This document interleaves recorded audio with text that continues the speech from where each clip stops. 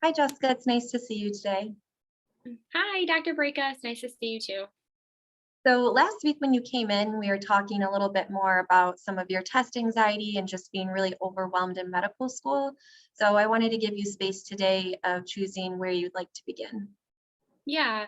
Well, actually this week wasn't that great for me. I feel like after we talked last week, I was kind of excited to try some new coping mechanisms and I had a great mindset going into the week.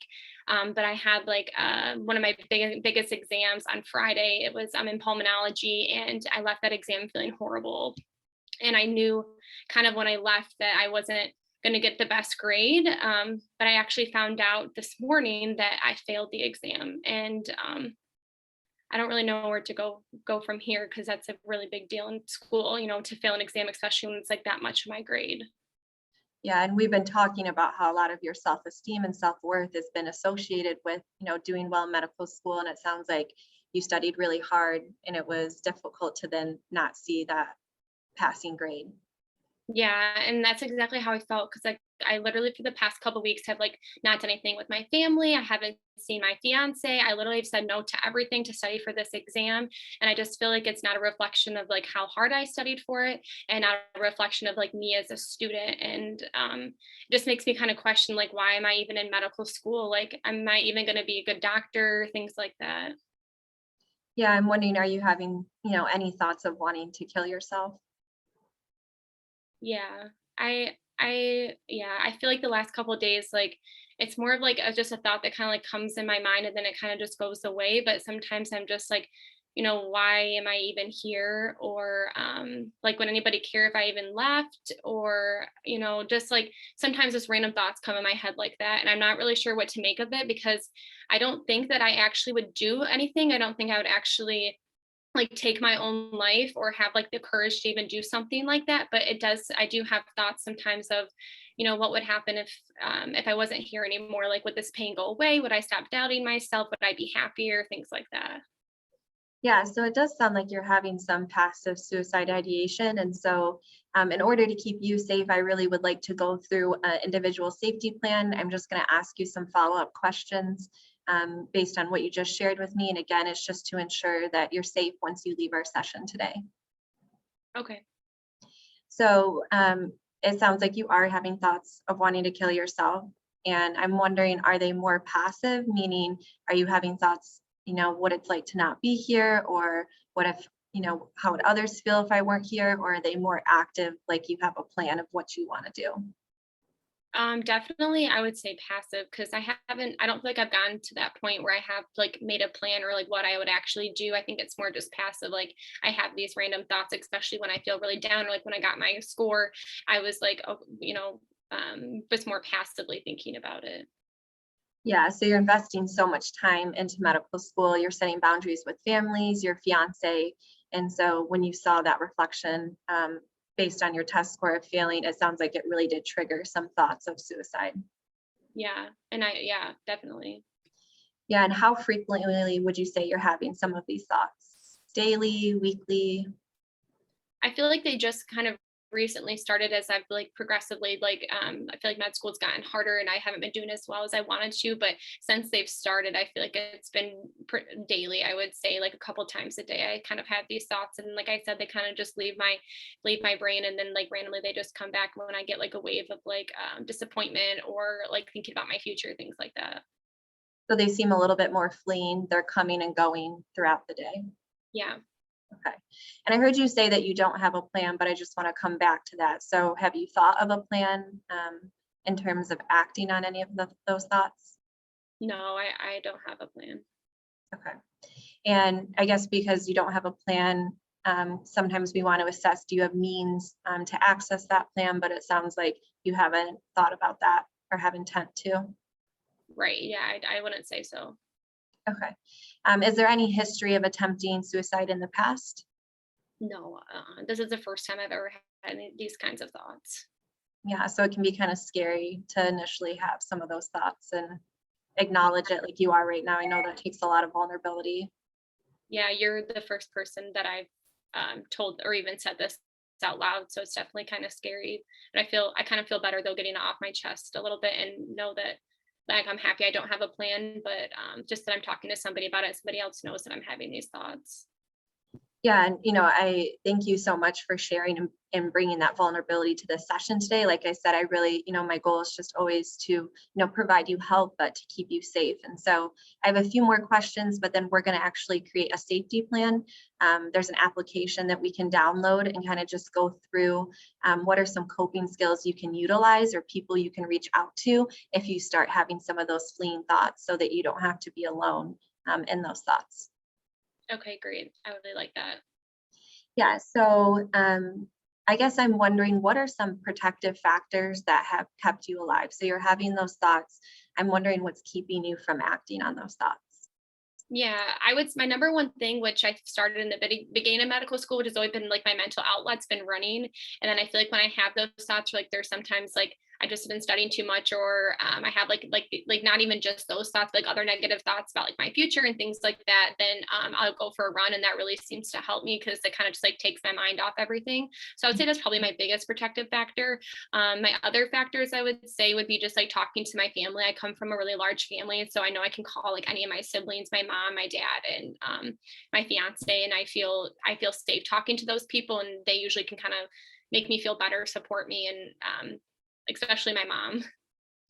Yeah, so it sounds like you have that strong support system. I know we've talked about your family in previous sessions, and then running has always been an outlet to help you kind of release maybe some of that disappointment and stress that you are holding from getting that final exam score back. Yeah, it is. Yeah, even like before I have my exams, after my exam, that's usually my outlet is to run. So I feel like that's something that I can continue to do, hopefully, and that can help too. Yeah, so we're going to come back to the protective factors when we go through the safety plan, but I just had a couple more questions. So I'm wondering today, on a scale from 1 to 10, 1 being the most depressed you ever felt, and 10 being the happiest you ever felt, where would you put yourself at today? Probably like a 3 or a 4, I would say. Okay. What do you think would increase that to a higher, let's say 5 or 6? What could help increase Yeah. that? I mean, I feel like you said, like a lot of my self-worth is in my schooling. And so it's like getting a good grade like would bring me up to like a 10. I feel like that's just like how important I feel like that is to me. But obviously outside of that, because that's not really a factor, like today would be maybe, going to dinner with like one of my family members, or I feel like even just like talking to you is like kind of help increase my number a little bit and like letting it off my shoulders. And then, maybe I'll go for a run today because I haven't yet. Yeah, and I think we've been talking about this and working towards this together in our sessions, but I think continuing to talk about your self-worth out of academics, because even within, what you were just processing, you were sharing that your depression would be less if you got an A. So we want to acknowledge that there's other parts of you that are worthy outside of an academic grade. Yeah, definitely. Yeah, so that's something we'll come back to. And so my last question before we transition into the safety plan is, I'm wondering if you are fearful of acting on any of those thoughts when you leave the session today. I don't think so. I think that if I were, that I would talk to you about it and or call like my best friend or my fiance. But at this point, I don't think that I'm going to actually act on it. Okay. So let's go through the safety plan now together. There's an application, like I said, it's actually a white cross and a blue background. So if you want to type that in, Yeah. you have a phone that you could have access to. Yep. Okay, this is just easier with telehealth. Instead of sending you like a document, we like to, use this application, but also it's so that you can have access to it anytime during the day. We typically have our phones on us, so I want you to have access to these coping strategies and people that you can reach out to if you start to have some of those fleeing thoughts. Okay. Awesome. I like that. Okay, so just let me know once you have it downloaded. It's downloaded. I have it. Okay, so as you can see, the first one is warning signs. So we want to talk about what are some thoughts, moods, or behaviors that can trigger you and let you know that there's going to be a crisis developing. Yeah. So I think my first one is like when I like days I know I'm having to have an exam and or getting my scores back is really big for me. And then I think just like days that I feel like I'm not actively busy or I have a lot of time on my hands, I feel like that's sometimes when my thoughts wander too. So probably those two things. Okay, so some warning signs are going to be exam days, and then noticing when you're alone and maybe you have some feelings of loneliness that are coming up. Yeah. Okay, so if you could fill those in, I'm going to fill them in too, just so that we each have a copy of the safety plan. Okay. Any other warning signs that you want to add that could be helpful? I don't think so. I think those would be my two biggest ones. Yeah, it sounds like academia and the grades. So knowing those test days, it's a warning sign that may be a trigger for some of your suicidality if you don't do well. Hmm. Okay, so you talked about some coping strategies. So let's get this in the safety plan. So you mentioned running and some of your family members. Are Yeah. there any other coping strategies that you'd like to add to the safety plan? Um, yeah, I feel like those are definitely my biggest ones. I also love to like watch like one show before bed, which I know maybe sounds silly, but sometimes that just like helps me take my mind off some stuff and like relaxes my mind before going to bed. So I'll watch like something that's just like fun, not like too intense or emotional, and that sometimes helps me too. Yeah, we tend for coping skills if we watch something that we've seen before and we have predictability or we like have an investment in the characters, it can actually be really self-soothing. So it Yeah. sounds like that could be something that you could do too, if you start having some of those fleeing thoughts and it's later at night. Yeah, that's actually what I've been doing. I've been watching Friends because I've seen it like a million times, Yeah. but it still like can make me laugh. So I'll watch like an episode and they're only 20 minutes. So I watch them before bed and it seems to help me. Yeah, so that's a great one to put down. Are there any other coping strategies that you'd like to add? Um, I think that's it. And I like this app because as you can see, add another, so you can continue to develop this safety plan on your own. And if you notice something that's really helping, you can add it and we can check in together. Because moving forward now, because you are having current suicide ideation, I'm just gonna check in at the beginning of our sessions and we're just gonna review that safety plan and just see if there's anything we can add to it and how we can continue to keep you safe. Okay, sounds good. And then reasons to live. And so you're having the thoughts, but you're not having a plan, you're not acting on them. So I'm wondering, what are some things in life that are keeping you alive and wanting to be alive? Yeah. I mean, I think that's one of the biggest things for me too, is why I want to act on it. Cause I do think I have a lot of reasons to live. I think sometimes I just focus on some of the negativities in my life. But one is like I recently got engaged like 3 months ago. So like that's something that's really happy in my life right now. And like I have like a wedding to plan. And so that's something that I know I want to live for. Also I have like three amazing nephews. So they're definitely something that gives me hope. And like I see them and like it makes me want to have my own kids. And I know that's something that I want to be around for and like be an aunt to them.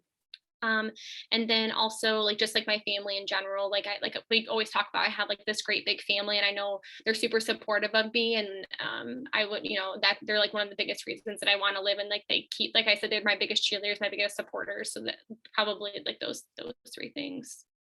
Yeah, so it sounds like you have a lot of future plans in terms of getting married to your fiance. I know you shared with me that engagement and how excited you are, and then having such a close family that you really want to be alive to just share experiences with them and your three nephews, and Hmm. to have one day your own kids. Yeah, yeah, that's my big, I would say that's my biggest. Yeah, so those are all reasons that you can add. Is there any spiritual religiosity that is part of your values that may Yeah. contribute to living? Yeah, I think that is a good. Every night I pray. I was raised Catholic, so I think we've talked about that too. But so I pray every night, and that's something I think that helps me to just like to have my faith, and I always have God to lean on. So I would definitely like to add that one. Yeah. So it sounds like again that you've identified some reasons to live and knowing that you can always add to that in future sessions as well. And Okay. so the next one is contacts. And so I think it's important. I know you mentioned you can talk to me if we have scheduled sessions. And of course, if we have to meet more frequently, that's something we can talk about. But I really want you to have access and support outside of our sessions, especially if the thoughts become more frequent and you do develop a plan, always knowing that you can go to the nearest emergency center. And then in other cases, if you're having some fleeing thoughts, but no plan, just having support people that you can contact. And so that's where this comes into play of, who could you reach out to if you were having some of those thoughts that you would feel comfortable just to I share with clients, you can talk about the thoughts with them, or just even having a distraction and having somebody to support you. Yeah. Yeah, so I probably would have my fiance be my first one, so I'll add him in there. And then my best friend from med school, I would like to add her, Lauren. And then I probably would just add most of my sisters. Like I talk to all of them all the time. So I probably would just add all of them too, just because I know those are people that either, like you said, I want to talk to about it, or they would just be a distraction for me. Yeah, and I know we're talking about it, and it sounds like you were able to easily identify contacts, and I think it's important to also put their numbers in here. That way you can just call them and open up this plan and know like you feel safe talking to that person. So if you could fill in the contact information, that would be, I think, Yeah. just helpful for you. Yeah, I can do that. And then the rest of the plan, so typically the app, I didn't develop the app, so I didn't have control over what we talked about, but there's some other useful, notes that you can add personally. You can talk about some places you can go for distraction, but I think what we've gone over so far is really the foundation of the safety plan, and having this app now, it's accessible to you if you do start to have some of those fleeting thoughts, since you are having them daily, it sounds like.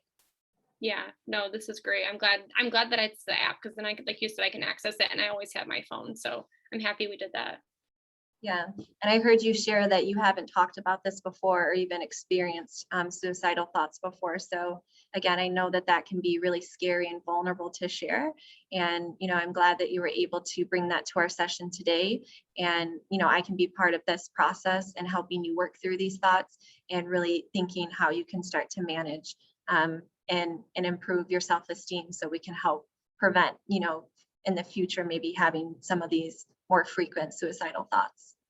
Yeah, I would really like that. And thank you so much for listening to me, Dr. Breka, because like I said, I haven't told anybody about this before. So it was really important for me to share this with you today. Yeah, of course. And like I said, I just want to prepare you. So when we start next week, the first question I'm going to ask is, have you had any thoughts of wanting to kill yourself this past week? And that's just going to be routine. I just want to prepare you for that. And again, and that's to ensure your safety and kind of have me monitor that you're okay. And so we'll check in with the safety plan if needed. If you utilized it, we'll process it. But now, since you were open and vulnerable, we can continue to process and work through some of your suicidal thoughts. Okay, sounds good. Okay. Thank you so much, Jessica. It was so great seeing you today. Yeah, you too. Thank you so much, Dr. Breka. I'll see you next week. Okay, thanks.